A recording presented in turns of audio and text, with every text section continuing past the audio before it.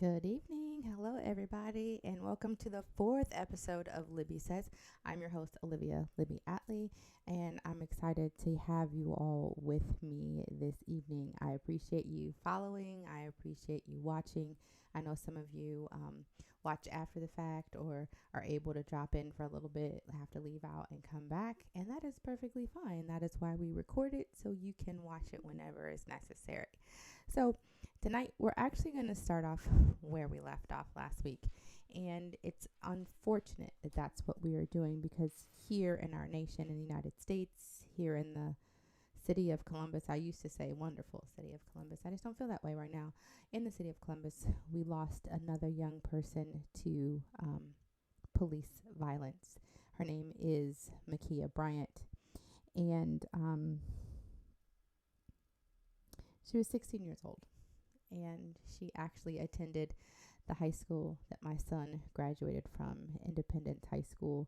And so this, for so many reasons, hit me a little differently. I could probably name a million reasons why, but I think it's because she was young, she was black, and she was a female. And I got really nervous and scared when I saw her face because I literally saw the face of every single one of my female students in her. And I was like, oh my gosh, she can't be one of ours. She shouldn't have been anybody's. But um, I haven't seen any of the videos. I literally refuse. I haven't watched any videos of police brutality and violence in our country since Mike Brown. So I almost watched yesterday and I was stopped. Thank God. um, and so I haven't seen it for myself. I've done a lot of reading, I've done a lot of listening, and I trust the sources of my information for the things that I'm going to name as facts here in this situation. Fact number one: Columbus, Ohio is second in the nation to Chicago for youth being murdered by police. Second, number two: Columbus police have not gone more than 3 days this year without murdering somebody. It is almost May. They have not gone more than 3 days without murdering somebody. Ohio is a stand your ground state now. Um, let that settle in. Nicholas Reardon killed Makia with 4 gunshots to the chest. Makia called the police for help. Makia was being threatened by people in her home, both adults and children. And I want to name in her home because there are several eyewitnesses who affirm that these people were in her home, not just on her property, in her home. Cops are trained to use deadly force. And so herein lies our problem number one. They're trained to use deadly force. This training, first of all, abolished the police because I can't stand them. I feel like they serve little to no purpose right now because they're not really doing part of their purpose is to protect and defend. I don't feel safe at all in this city. I feel terrorized. I feel nervous about going to the store, grabbing a bite to eat late at night, especially if I'm not with somebody else. And not because I'm afraid of the other humans. Like, I'm not afraid of my fellow citizens. I'm afraid of the police. Like, I'm afraid of the police. That's troubling. That's scary. That's concerning. And that's where we are here in this nation, but especially here in Columbus. It's troubling. So, in my opinion, abolish the police. And if we're not going to abolish the police, which I don't think I'm going to see that in my lifetime, then major reform needs to happen. It just needs to happen. I could talk about this all night long. I'm not going to talk about this all night long, but this one component is one of the largest issues as far as my brain can understand. is how they're trained to handle hostile situations. That's number one. Number two, Black and brown bodies are not afforded the same level of courtesy and de-escalation in hostile situations. If you follow me on social media, you will see on my Instagram story, I've shared a couple of videos of white men aggressing a police officer with a knife, and somehow he doesn't die. He doesn't die. That's just so odd to me how that could happen. It's not odd to me. It's like a woman I follow this woman named Tracy Collins, and she shared a video of a lady who is a youth specialist in a variety of different programs and organizations, and mostly deals with at-risk youth. And she was talking about how in her years of work, and I'm smiling because it's true, like I'm a teacher. Do you know how many times weapons have come to school, on property of programming, threatening violence, violent behavior, fighting, all of that, like everything you can think of. And this woman said, she's like, we never killed anybody. We never killed anybody. I've never killed a student. I've broken up several fights, but I never killed a student. I never had to put them in an aggressive hold where they lost consciousness. I've never had to kill a student. I've never even had to fight a student. You understand what I'm saying? Like, we as teachers are taught, educators, youth professionals are taught how to de-escalate situations. And I just can't think of any instance in our country where any of us youth professionals had to pull out a gun and kill somebody. Or any weapon for that matter, to kill somebody. I live right up the street from one of our alternative high schools here in Columbus, Ohio, and they are known for helping transition youth who have a more troubling past for whatever reason and have higher likelihood of violent behavior. So they're in a separate school. And probably, I'll say 4 or 5 years ago, they had a young man come into the school with a gun, and he didn't die. And I think that's partially because they didn't call the police. That staff de-escalated that situation. Like, he came in with it, bearing it. So it wasn't just like, oh, he had it on his person and they heard about it. No, he came in bearing the gun, ready to use it. They de-escalated. That young man did not die. Makia Bryant did not have to die. She didn't. And I don't care. Like, I've had people try to debate with me and boldly debate. Like, oh no, she was swinging it. Okay. Other people could have died. Or they couldn't have if they used their skills to de-escalate. Because they clearly have some of those skills because they do it for white boys all the time. And pardon me, I just personally don't want to attach my knowledge or spend time memorizing the names of white men who have murdered my people. But I think it's Kyle Rittenhouse. He didn't die. I'm just saying.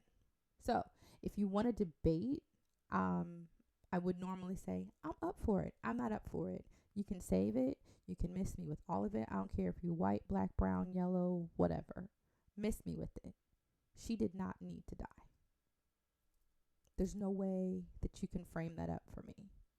And I say to anyone and everyone who believes that she was wrong or we need to talk about the other issue. No, we don't need to talk about the other issue. We need to talk about why this police officer felt the need to shoot her 4 times in the chest when he could have used a taser. when no other officer had their guns drawn.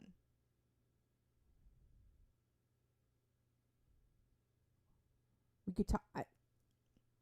Black and brown bodies just are not afforded the same leniency, courtesy, compassion, empathy. One of those young men who shot up whatever said, the police chief said, he's just having a bad day. I had a bad day yesterday. I didn't take a weapon anywhere to do anything. I didn't even cuss anybody out, and there were a few people who should have been cussed out yesterday.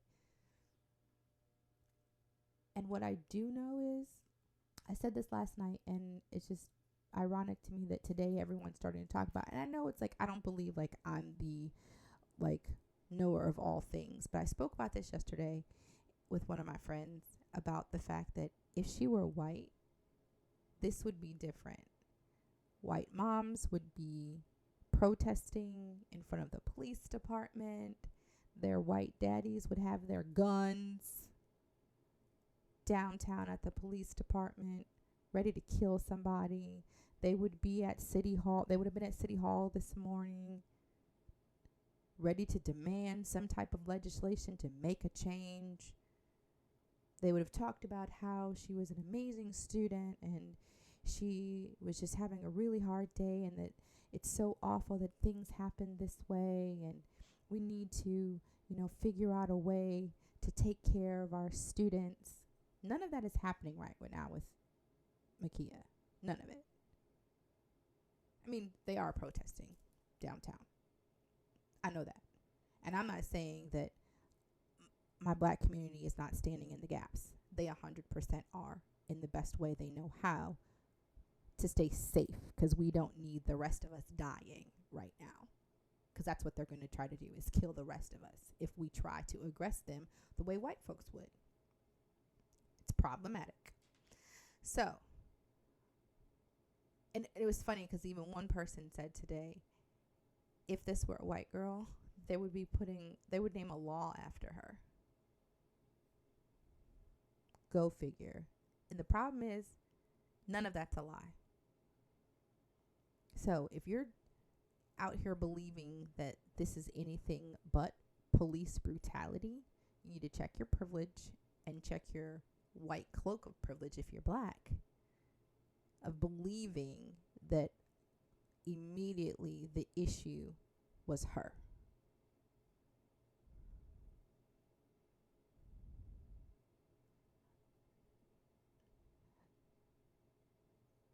So I say to my black folks, my black friends and family, black human beings, take care of yourself. Literally. Move your body, rest, take mental health days from work. I don't know any jobs anymore that require you to tell you why you're calling off. If you have time off, call off.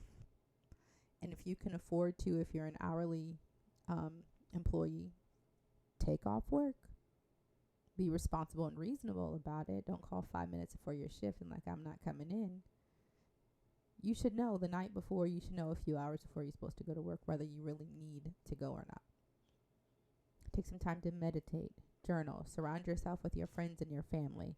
These are all the things we talked about last week with self-care, and they're so important in situations like this. Like, we really, really have to take care of ourselves so that we're mentally stable to support not only us, but the people that we love and care for.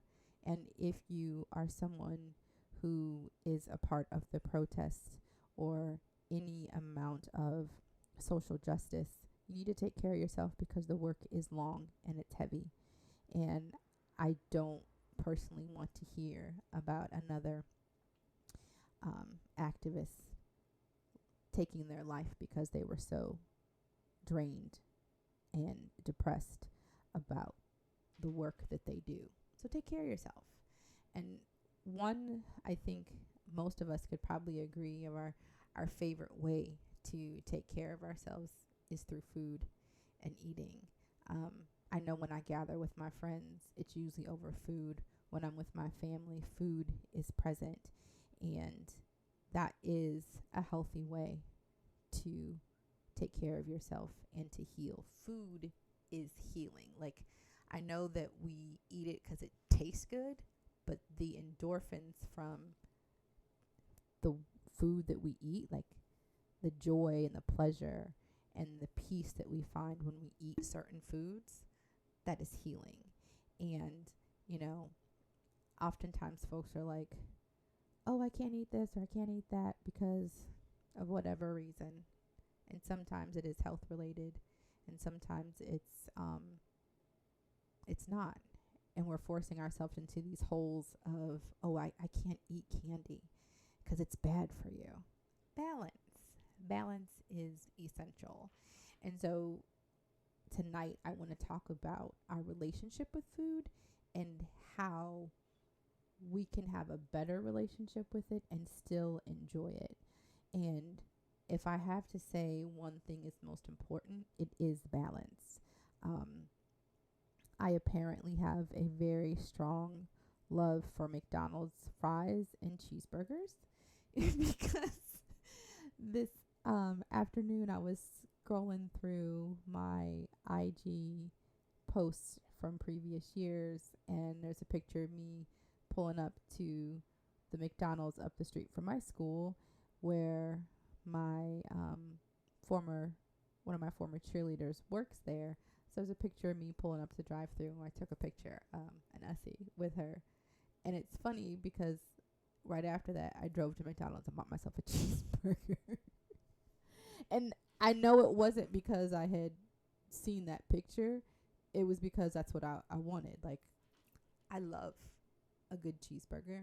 I have a problem with French fries, or potatoes, I should say. Like, I could eat a potato any and every kind of way. But I have that. But I also create as much as balance as I possibly can in the types of food that I eat so that I am not overindulging or lending myself to an unhealthy lifestyle or habits. And so I'm going to tell a really quick story, and then we're going to talk some more about some very specific things.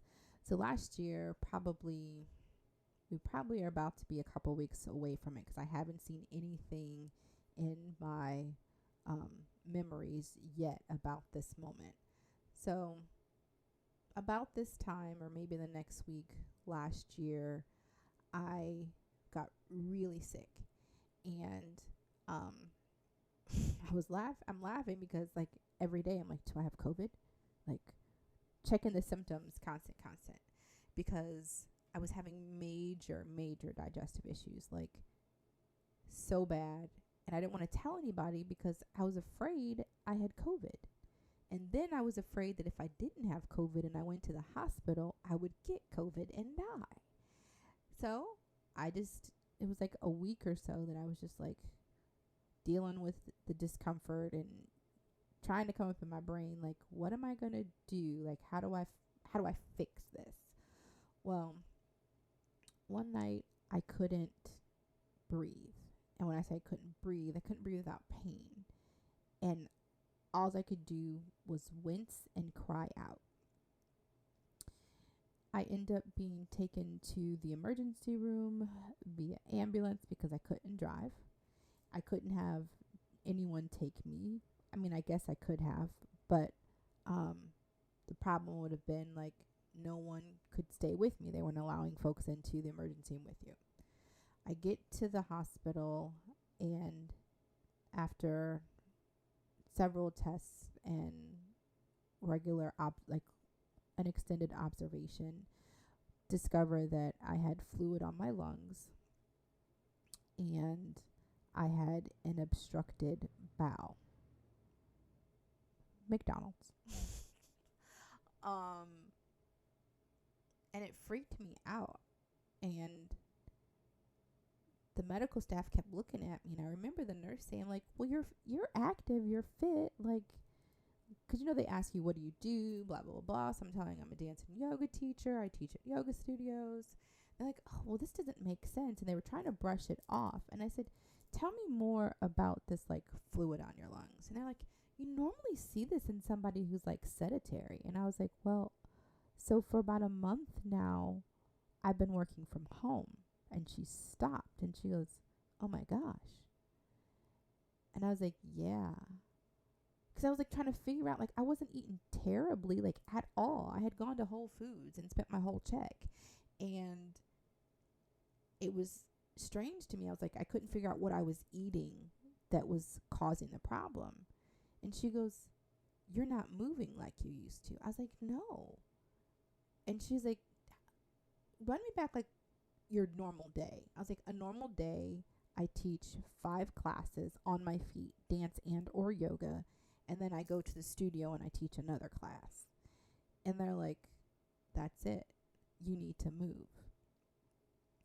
Well, on top of me needing to move, I definitely looked at what I was eating and decided I needed to like kick back in gear what I had started the pandemic with, what I've been leading my life as for several years.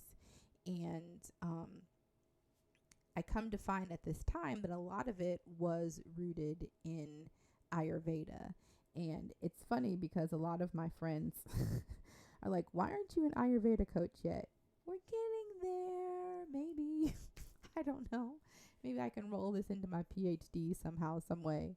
But I just have a way of eating and preparing to eat that I believe is far more beneficial to my life.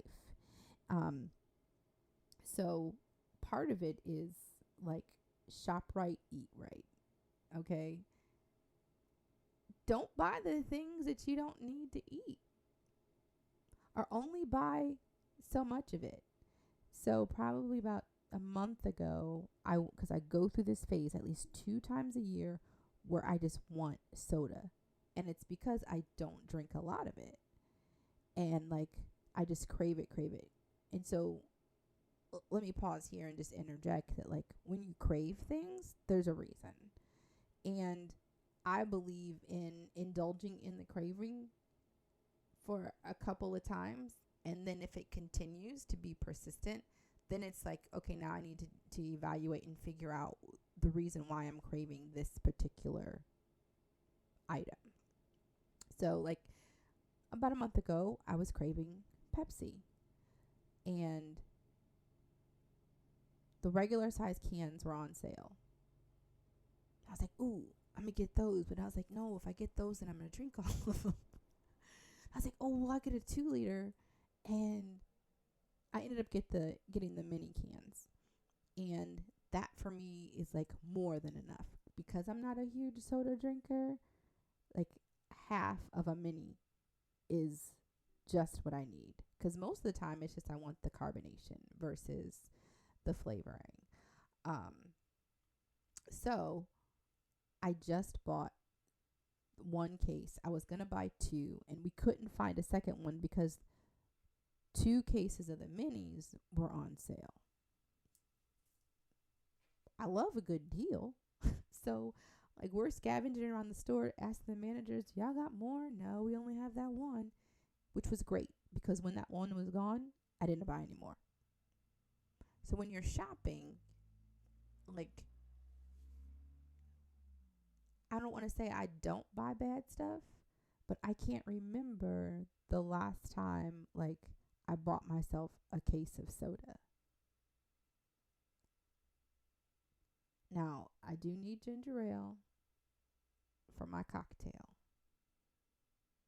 But most of the time, I'm not just drinking it by itself. And I don't have a cocktail every night. However, it just reminds me, like, when I go to the grocery store and I'm standing there looking at, like, all of the I don't even go down the chip aisle unless I know I said to myself, you're buying chips today. It's not often. And usually it's just tortilla chips. And even then, I'm like not always buying tortilla chips. But you just have to put yourself in this space of like very intentional grocery shopping. And don't get me wrong, I don't always make a list. So this isn't about a list. But you know, if you're trying to eat better, for whatever your reason is that don't buy the shit you don't need to be eating. Like, just don't do it. It gets frustrating because then you walk around the house like, man, I wish I had I got these greens. I'll eat this salad because that's what I have. Yay, let's go. Right? It's easier on you mentally and emotionally to just not have it in the house. So shop right, eat right. Next thing is to plan enjoyable meals, y'all. Have fun. Get a cookbook, like a physical cookbook, not the internet. And I'm not saying there's anything wrong with the internet or asking Alexea. She's right here in my front room, so I can't say her name because then she'll start talking to us. But yeah, you can do that, but get an actual cookbook and find recipes that are fun to make and enjoy them. Or if you know that there's a meal that you really, really love, make that for yourself, your family, every single week. But you've got to enjoy your food, right? Like, there's nothing worse than I used to meal prep, and I see people who meal prep, and I get depressed. I'm like, dang, you eating salmon and green beans every day? Oh, that's awful. Like, I can barely go. When I did meal prep, I usually only meal prepped for Monday through Thursday. Fridays, I would allow myself to eat out if I was going to, or I would eat whatever the kids had at school because our cafeteria food is pretty good, or whatever they had for staff. But I only did 4 days because by day 2 of something, I'm like, oh, I'm finished. Like, done. Like, I can't even eat oatmeal 5 days a week. I can't even eat, I love Starbucks.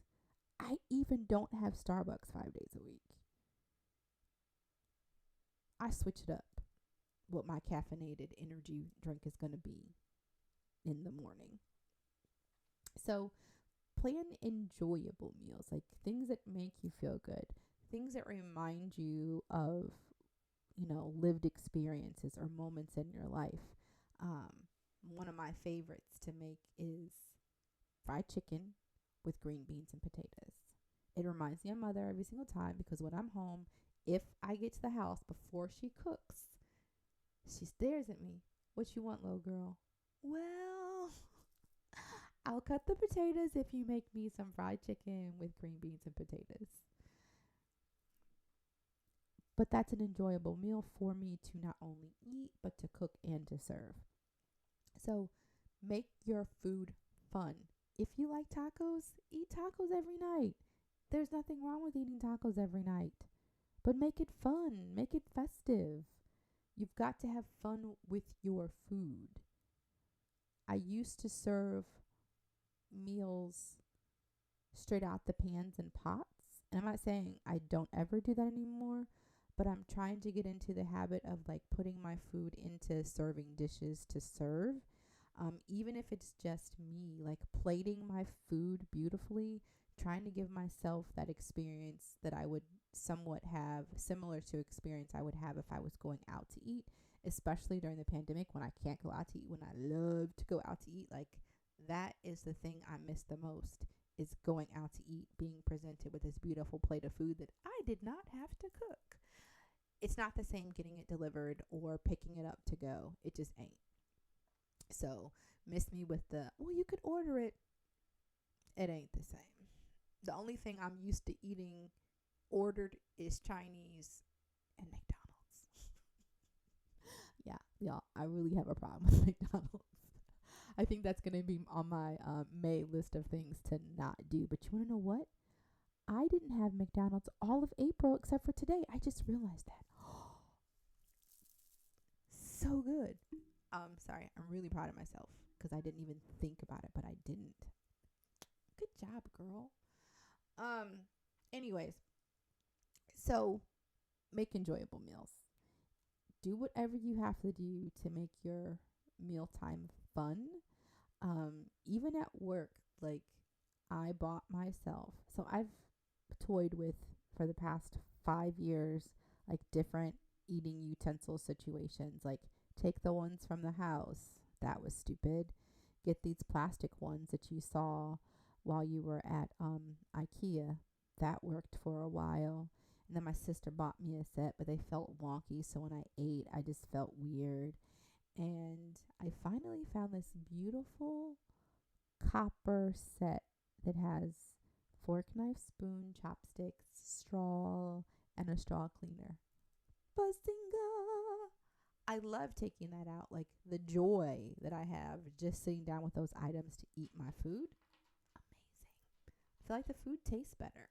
I don't know. I hope y'all ain't look at me like I'm crazy because y'all 100% know. You have a special fork or a spoon at your house or a special cup. This is the same. Have that for yourself. Eat your cereal out of your favorite bowl. Find whatever your favorite cup situation is to put water in it. Because the next thing is like we need to drink more water.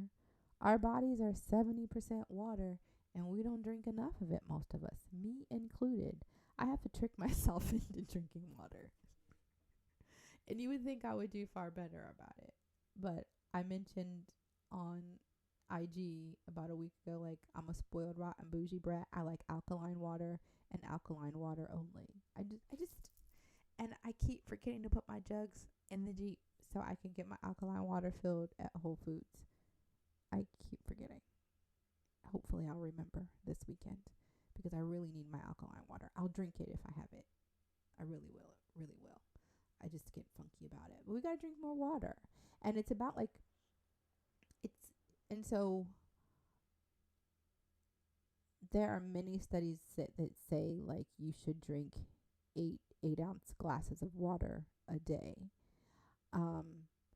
Over the past like 10 years, there have been more studies to say that you should only drink like, I think it's 70% of your weight in ounces of water. Don't quote me. I forgot about that fact until right now. So my bad. I didn't research that before I just said it to make sure I'm correct. But the point is your weight determines how much water you need to consume. So drink more water. Start your day with water. And here in a moment, we'll talk a little bit about Ayurveda practices, and we'll talk about what the best options are for water intake. Listen, I'm going to tell you like I tell my students, eat breakfast. Eat breakfast. It needs to be something. Preferably something hearty, like oatmeal, whole grain cereal, and some fruit. Maybe some type of grains and protein, whether it's egg or egg substitute, bacon, but eat breakfast. I truthfully don't care if you have a granola bar or a donut or a piece of banana nut bread with butter slathered on it, but you need to eat breakfast. So make sure you eat breakfast and then have a hearty lunch. So essentially, your lunch should be your larger meal. So today I ordered lunch from Red Rabbit Ramen. If you're in Columbus, Ohio, hit them up. My former colleague and teaching coach, Terry, and her husband own Red Rabbit Ramen. Their ramen is stellar. I ordered that today for lunch, and it came in this like, the bag was like 2/3 of the size of a regular brown grocery bag. Just to give you a visual. And as I'm walking, our new front desk assistant looks at me. She's like, girl, that bag is big. And I started to like come up with some lie in my head about why it was so big or whatever, because I don't like a lot of the judgment I get about what I eat and how I eat comparative to how I look. It's this whole image thing that really I struggle with. But I stopped and I looked back at her. I said, oh girl, I eat. And she goes, I'm not mad at you. I said, and I told her this point. I was like, lunch should be the largest meal of your day, and it allows me the space to then at the end of the day eat smaller amounts, and then hopefully I'm not eating too late into the night. So by the time I get to dinner, I definitely cook dinner, and 99% of the time I'm eating dinner, but my portions are far smaller than what I would eat during my lunchtime. So eat breakfast, eat a hearty lunch, and still, yes, eat dinner. And in between, have quality snacks. What do you mean quality snacks? I don't know, but have snacks. Nuts. I don't want to say I don't know. I'm saying I don't know because balance, right? Sometimes it's potato chips. Sometimes it's a piece of fruit. Sometimes it's a donut. Sometimes it's sour punch straws is what your snack is. Sometimes it's Twizzlers or Dots. I don't know, but have a snack, right? It helps to curb the desire to eat, or it helps to balance out your metabolism so that you're not going these extended periods of time without eating unless you're intentionally fasting. And then you're not overeating when it's time to eat. Like for me, the amount of work that I do, I usually don't get home until and settled, beginning ready to cook until between 7 and 8 o'clock at night. And if I waited from 12 o'clock to 7 o'clock at night, I'm going to gorge. I'm going to overeat. And that's not healthy, especially that late in the evening. So preferably eating before 9 o'clock. So let's talk a little bit about like the wonders of Ayurveda. So Ayurveda practices help people to align with their body's energy or doshas. I'm not going to get into the details of the 5 doshas and what they mean and how you balance them, because I'm not an Ayurvedic coach and I don't feel comfortable sharing that information without that quality knowledge or lens.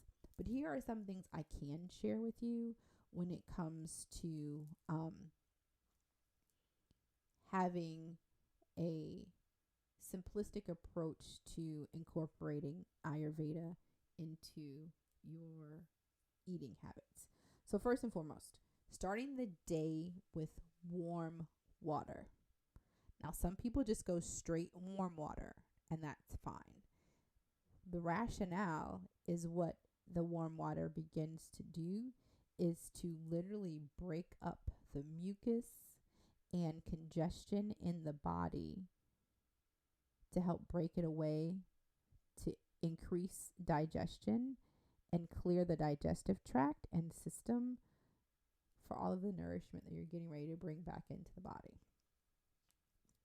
Most coaches suggest that you should end your day with warm water as well. Now, some people add lemon, ginger, maybe you want a little bit of honey because you haven't mastered the even just lemon and or ginger. Some people add apple cider vinegar, about a teaspoonful. You need to figure out whatever mixture works well for you. I stand pretty good on lemon, ginger, and honey crystals in my warm water. That's enough for me. And most people will experience a lot of belching afterwards. Um, it will invigorate the digestive system, and you will probably need to eliminate afterwards.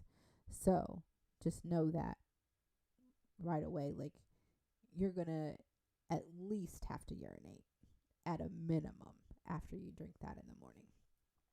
So the next is oral care. Like, we don't talk enough about oral and dental care, but one of the keys to cleansing the body of bacteria is cleaning your tongue.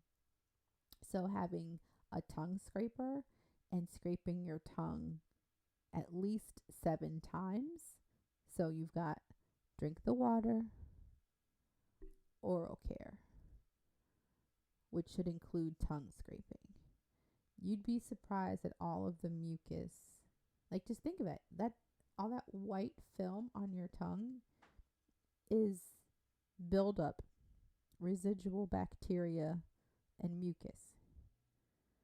It's just sitting in your mouth, which breeds infection or disease of the gums or the teeth. And then you're swallowing it, right? So now it's in your digestive system.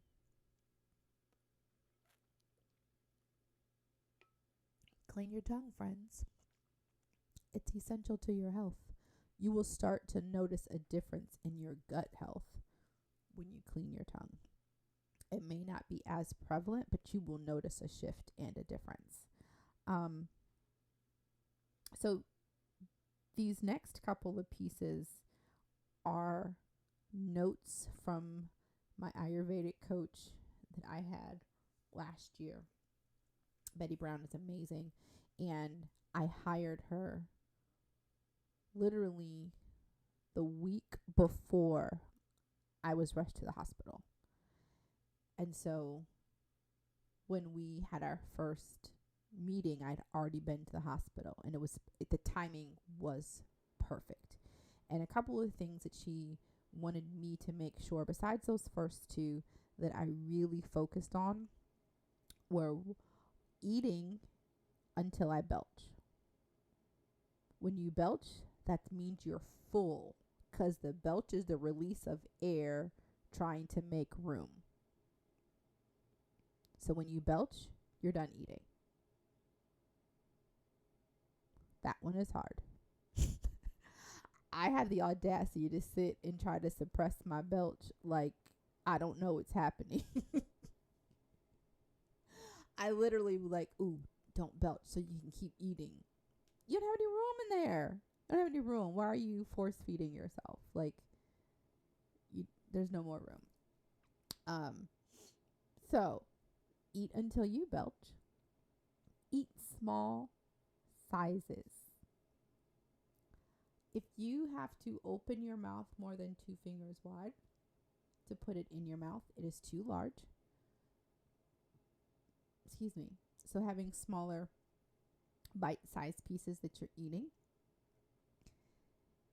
Chew your food until it's mush. No chunks down the throat. Like, we spend so much time like, ooh, this is good. I want to swallow it because it's good. Well, why don't you want to chew it to savor it? Try to change your brain. So chew the food until it's mushy. Mash it all the way up. Like, you know how you would tell your child, slow down? You're going to choke.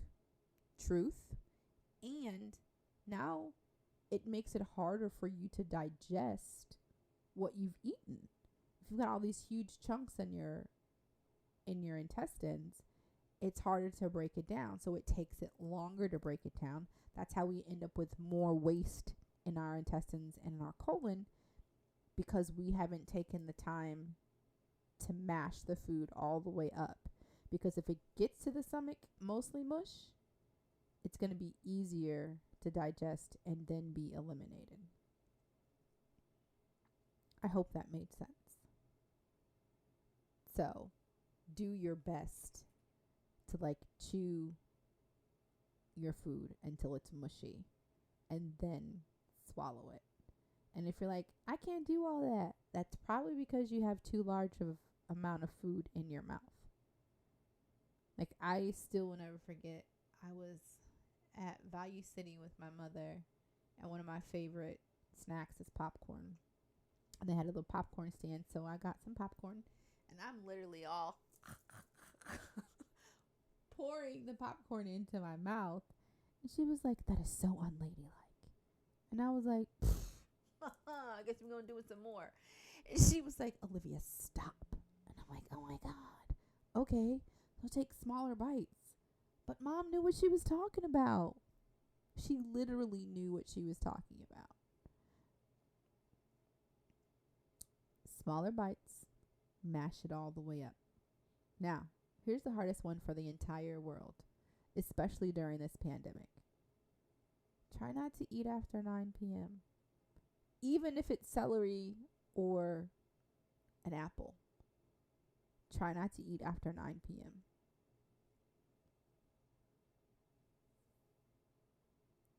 I know, it's rough.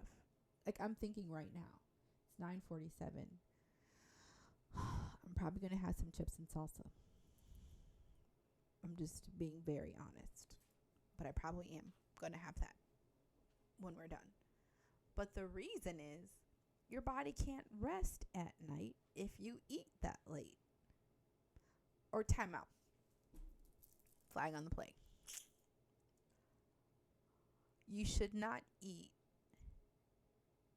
within 10 to 12 hours of when you need to wake up next. Because people work different shifts, right? So I apologize for not being mindful of that information. But if you, whatever your wake up time is for the day, try not to eat 10 to 12 hours before that. After that time, whatever that time frame is. So I'm generally up at 7 o'clock. 10 hours before that is 9 p.m. I really shouldn't eat after that. Because what happens is your body is trying to process and digest the food. So when people are like, "Oh, when you eat late, you don't sleep well." Right, because your body's doing work it's not supposed to be doing right now. It needs to rest. It's not resting, it's working. It has no time to recuperate and heal. Like, you're giving it more work to do. So, try not to eat in that time frame. And then, when you are eating, no multitasking. Only eat. Now, of course, if you're in a social situation, you're going to talk, right? But no trying to do work and eat on your phone and eat. You almost don't want to watch TV and eat. And I'm like laughing because I remember as a child, like, we could not have the TV on during dinner. And most of my friends' houses that I went to was the same. Like, I remember I went to my one friend Christy's house, and it was like they wouldn't even turn the radio on. That was rough because we're like the bop at the table family. But I understand it's 2021. You may have Netflix on while you're eating. But it's really hard to be mindful of your eating habits and to fully enjoy your food if you're tuned into something else. We have, like, here I go with this popcorn. I think it was Monday. I don't know. One day I had popcorn as a snack after school, and I was sitting in a meeting, and I still gorged the popcorn. And I found myself, like, trying to get all this popcorn in my mouth, and it's falling everywhere. And I'm like, I am such a mess with popcorn. And I could hear my mom go, "That's not ladylike." And I'm like, okay, but okay. And I was started to get embarrassed because people were walking by me, and there's popcorn on the table and on the floor. I'm like, this is ridiculous, Olivia. You're not even being mindful of what you're doing. And part of that is because you're trying to eat and pay attention to this meeting and take notes. This is stupid. You know better. So then it became this process of like, all right, one little kernel at a time, because that's about 2 fingers, one at a time. Chew, chew, go. Chew it all the way up so you don't choke and die.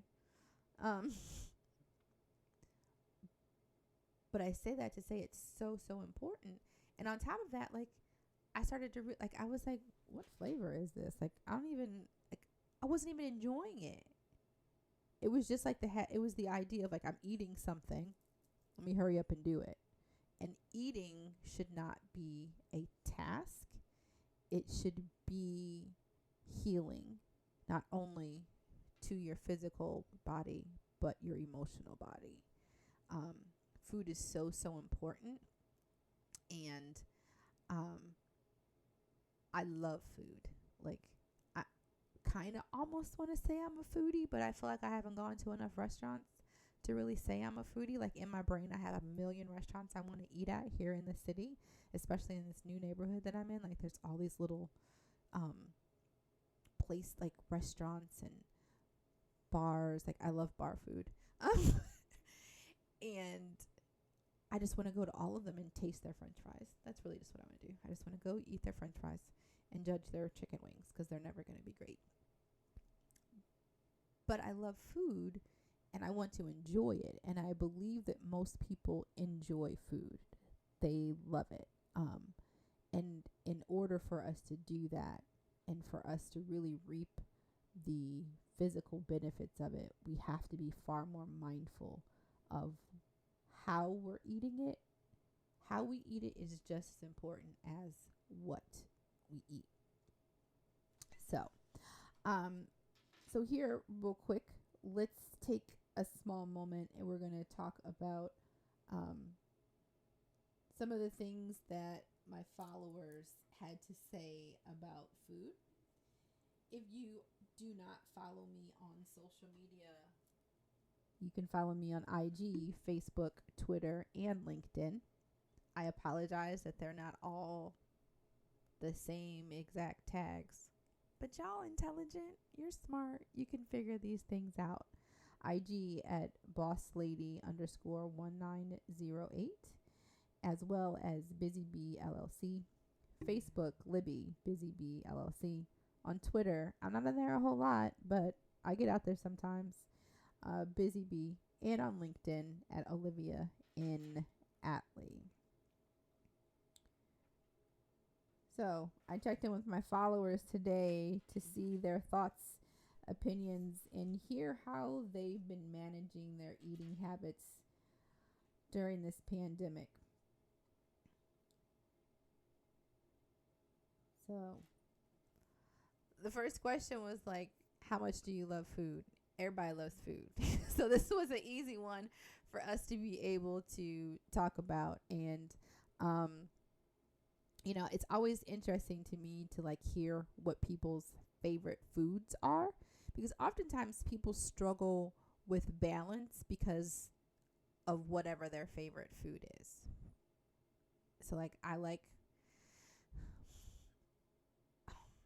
fried chicken and green beans, or any cooked green vegetable, truthfully. But green beans and potatoes, and if I can, like, you got to ask in advance about greens. Like, people don't just have greens at their house. But if I could have greens, I would choose greens over green beans and potatoes. It's just not readily available all the time when my mama asks me what I want for dinner. But that's my favorite. And I'm kind of stalling because I really don't care for too much chicken. Like, when the chicken starts getting close to the bone, you done lost me. You lost me. Ooh. I'm still working through that because I used to be vegetarian. So my aversion was especially to chicken. Oof. But I like the skin, that fried skin. Like, if you could just give me the skin. And when I was little, my cousin Melissa and I used to do that.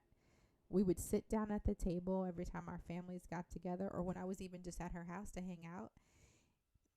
She hated the skin, so she'd peel the skin off and hand it to me, and then I'd peel the skin off of mine and hand her my meat. And our parents discovered it once, like, what are y'all two doing? Like, they looked at my plate like, why do you just have skin on your plate? And I was like, I gave my chicken to Missy. And Missy's like, well, where's your skin? She's like, I gave it to Libby. So I keep saying I need somebody to make chicken rinds. Like, you know how you have pork rinds? I need chicken rinds. I just need fried chicken skin. It's so awful. But it would be my little, you know, my pleasure food. So I'm always interested in hearing what people like to eat or what their favorites are, especially like when folks are, believe that they can't eat what they like when they're trying to eat healthier. Now, if your doctor says you're not supposed to have fried food, then don't eat fried food. Don't get me wrong. Nothing I'm saying here should supersede what your medical professionals are telling you. But if you have open reign and you're making adjustments, you should still indulge in the, I don't even want to say indulge, you should still eat the things that you enjoy. So people are loving hummus, sweet potatoes, chicken wings, and rice, which is, I've never heard that combination. It's usually some type of potato some type of a potato, and fish and Johnny cake. Like, I asked this human being what a Johnny cake was, and they haven't told me. So if you know what a Johnny cake is, please let a sister know, because I feel like I need Johnny cakes in my life. It sounds amazing. Just the name alone. Like, I love any food that has a person's name in the name. Like a Johnny cake. Yes, that I need to eat that. I then asked folks what their pandemic pleasure was. And this seems to be everybody's. Fresh, homemade bread with butter. I didn't jump on the make the bread bandwagon. I watched, oh God, her name is Untitled, Christy Teigen. I watched Christy Teigen make all the bread. I watched all my friends make all the bread. I didn't make any bread.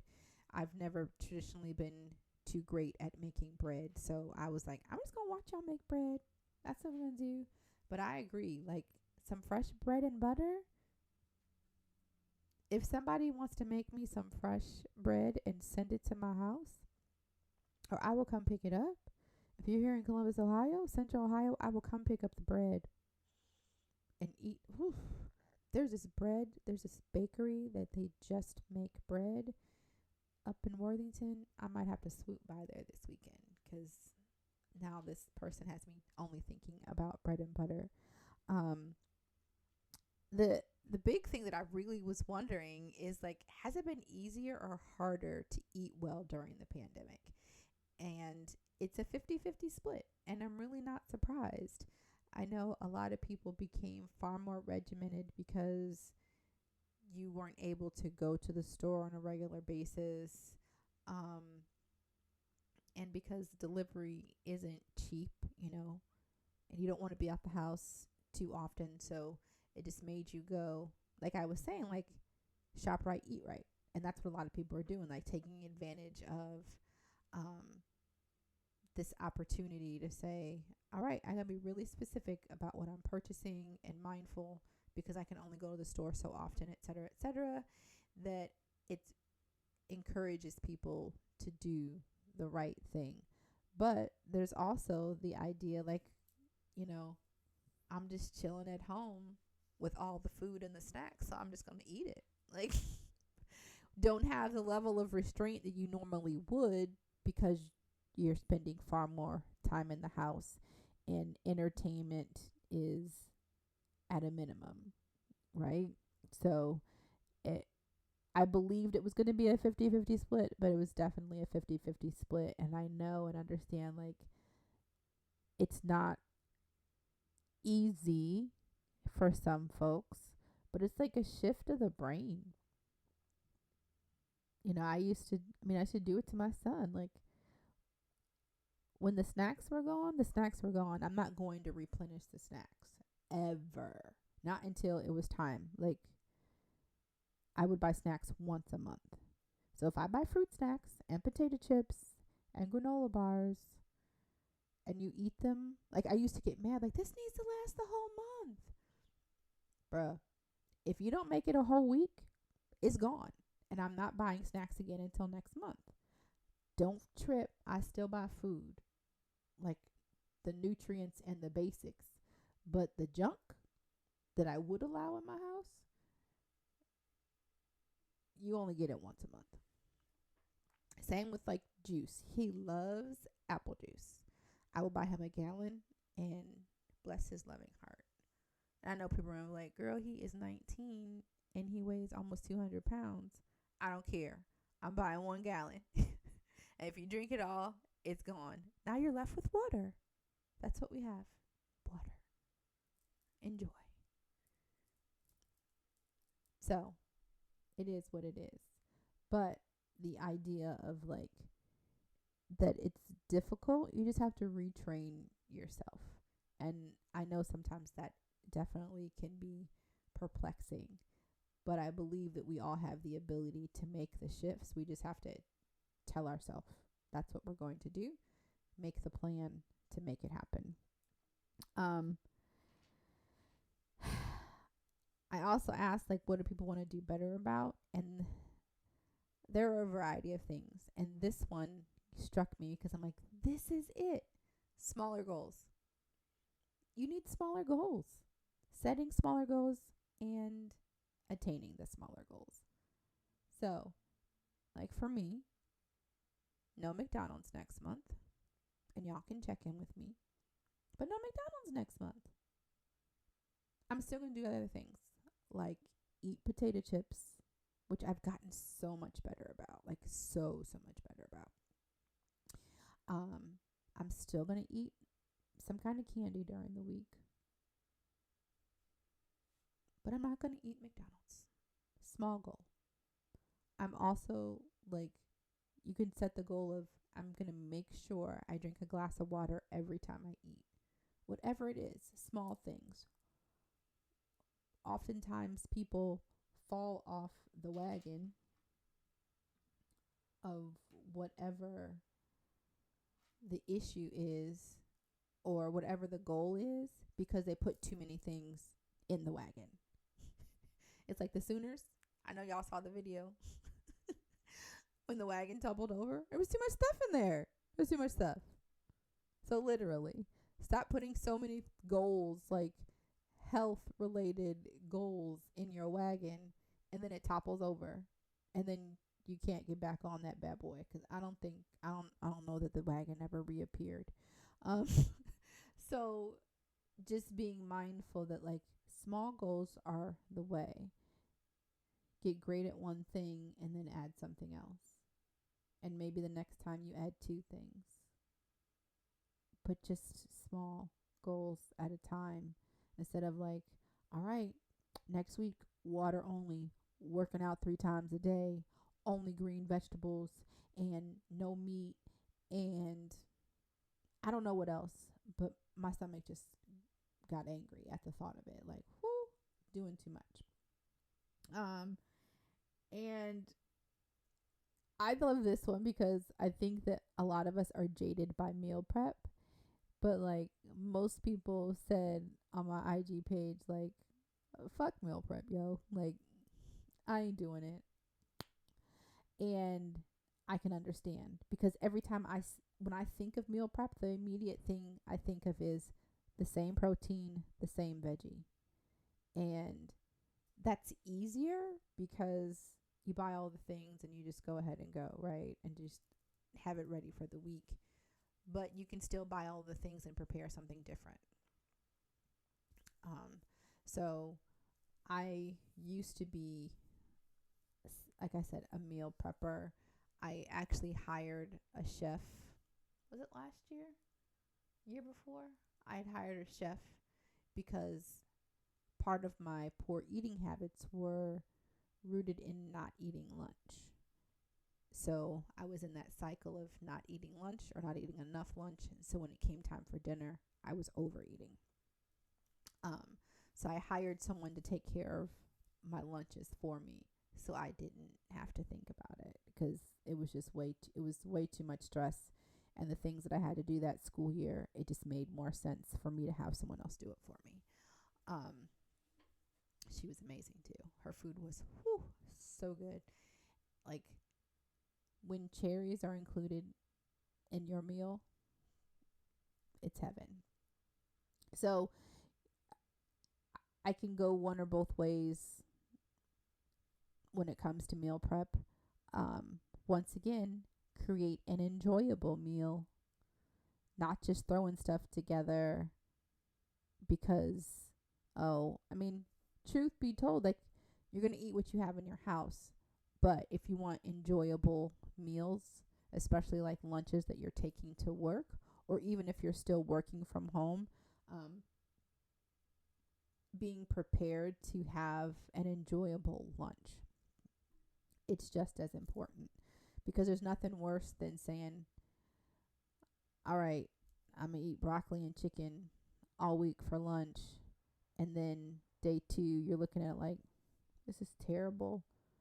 And with the way our world is, access to delivery food is no longer just pizza and subs and wings.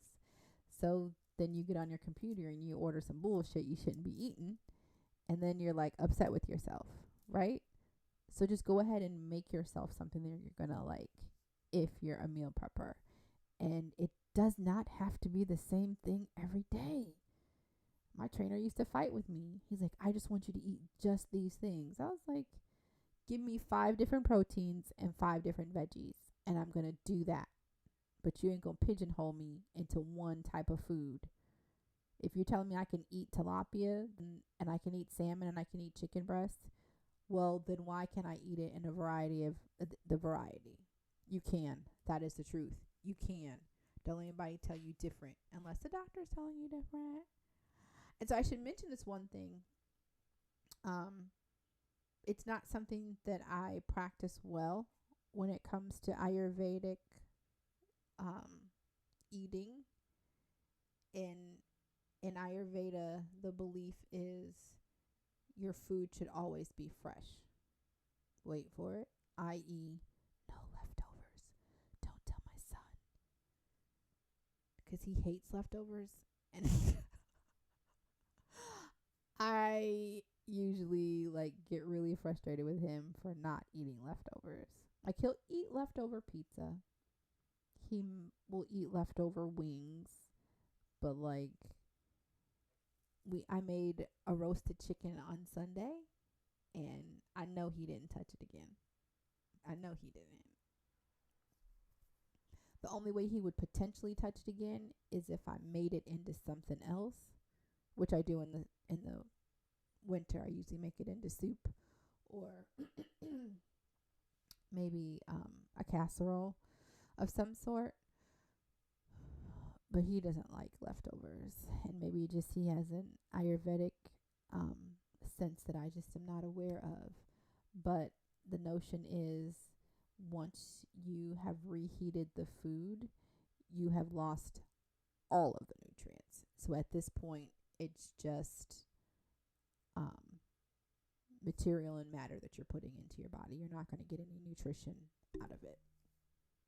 So part of the reason why I don't use that personal concept regularly is I haven't done enough of my own research to 100% agree with it. I can understand how the depletion of nutrition could happen, but I'm not 100% there yet. And then the way my life is set up, I'm gonna eat these leftovers. Like, if I have a whole half of a chicken left after I cooked it, it's about to get used. Whether I'm making chicken salad, I always make broth. I always make chicken broth with it. So it's almost like I truthfully, most of the time, cook the chicken so I can make the broth. Because we already talked about how much I really don't enjoy eating chicken. But I use chicken broth in most of my meals. Like when I make rice, I add chicken broth to my rice for just a little added flavoring. I add chicken broth and other things to my green beans and my green vegetables when I make them. When I saute vegetables, I add chicken broth to it. So chicken broth is like my staple seasoning for 90% of my meals. So take that last piece with a grain of salt. do with it what you shall. However, so 'tis the life. So, of course, I want to make sure that we talk about our M&Ms, memes, and music for the week. Um, we have had a lot to think about, and for me, the meme for this week is any and everything that honors the memory of Makia Bryant. So if you use social media, pull up the hashtag Makia Bryant, like every last one of them, share all of them, enjoy the positive words and videos that have been shared of her. Like watching her do her hair is just like the cutest thing. It's just so cute. Like these young people get so creative with TikTok and YouTube, like really into it. Like she was on it. Like, here's the product, here's step 1, here's the product, here's the tool, step 2. Wait a minute, hold up, let me get this together, and bam. I was like, how can I do all that? I'm not even gonna try. It's not my wheelhouse. It's for the young people and whoever else has figured out how to piece all those things together. High five, you got it. I don't. So, for me, I'm loving every picture of her, all of the artwork that I have seen. Like, we've seen it with other people who've lost their lives, such as, like George Floyd. It's just so beautiful to see and enjoy the ways that people are honoring the lives of those who left us in such devastating and unfortunate circumstances. So the music for this week, yes, I'm eating my mini M&Ms because this is my Thursday evening sweet snack. They're so good and they're little. It's like it forces you to only have a few. Now, don't get me wrong. There's a lot of days that I do one of these. It's so bad. I shouldn't. It's awful. Not good for you. Because there, I almost swallowed one whole. That's not okay. But every once in a while, you can have a little extra fun with your food, right? We all should. So the music for this week. Favorite song of the 90s. So the one thing I miss about music, especially R&B and hip hop music, were the large group collaborations. And this song isn't one of them, but this one just has that feel and the vibe because the message. So Tevin Campbell's Tomorrow. It brings tears to my eyes. Tomorrow will bring a better you, a better me. And I think no matter what we're talking about, that's always at the core. No matter what we're seeking to do, that's always at the core. How can I be a better me? How can you be a better you every single day? Like, when you go to sleep tonight, today is done. You can't do anything about the things that have already, like, you can definitely repair situations. You can definitely improve situations that may have happened today, but you can't change them. Like, you legit cannot take back any word or action or thought that you had today. But tomorrow, your effort to be a better person is available. You wake up with a brand new slate every single day. So if you didn't eat so well today, that's okay. tomorrow you can do better. If today you didn't scrape your tongue, that's okay. Tomorrow you can be better. Whatever the case may be, if you didn't take care of yourself well enough today, it's okay. You can do that tomorrow. So I hope that you will rest tonight knowing that you have the ability to be a better you, and hopefully that energy will resonate inside of you and permeate from your being and be a glow and encourage other people to be a better version of themselves as well. Whether it's how we're eating, how we're engaging with each other, whether it's how we think, that would be our constant, trying to be better. I hope this for everyone who's watching, the people you're connected to in any facet. And I sincerely hope this for every police officer across the world, not just the United States, but we probably need a little bit more love and care and attention to hoping and believing that they can be better.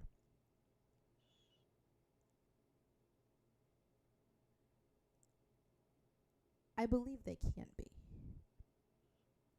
It's just what will get them there. And part of it starts with a hope, part of it starts with a prayer. And for them, it starts with the belief that they can do something better, that they don't have to do things the way they've always done them. Just like with our eating. Just because you always eat fried chicken on Sunday afternoon doesn't mean you have to. If you want to change that, you can change it.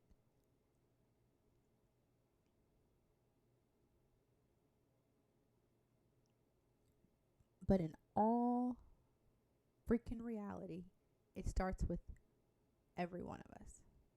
Us. Not projecting what other people should do. Do what you need to do it well. Be the mirror. Be the reflection. That, my loves, is what we need to focus on. I appreciate y'all. I love y'all. Have a great evening.